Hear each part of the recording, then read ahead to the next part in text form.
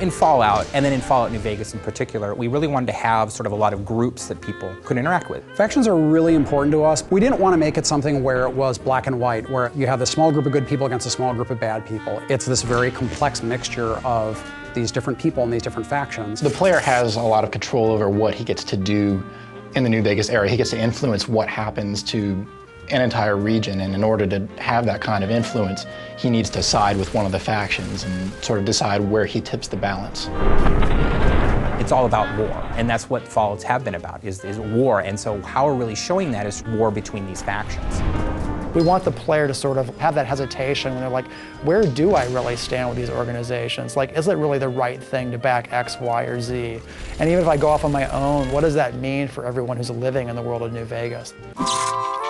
We have three primary factions, one of which is the New California Republic. Which is this big, sprawling government that's gotten too big for its own good. It's so big, it can't control its own territories, it can't police its own laws, it certainly can't protect its own citizens.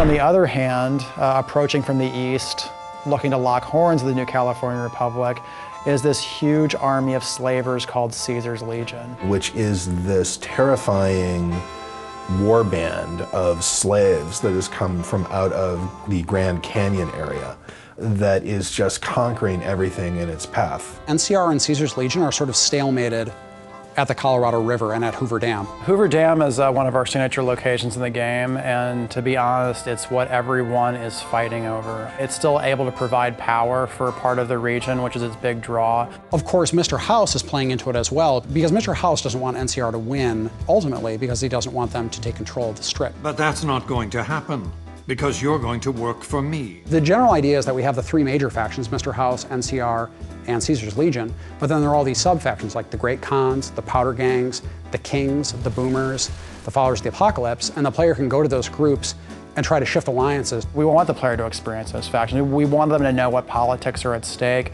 and what ideologies these organizations represent. So when they choose what factions they want to work with, it's based on something more than just a gut, they're good, they're evil reaction.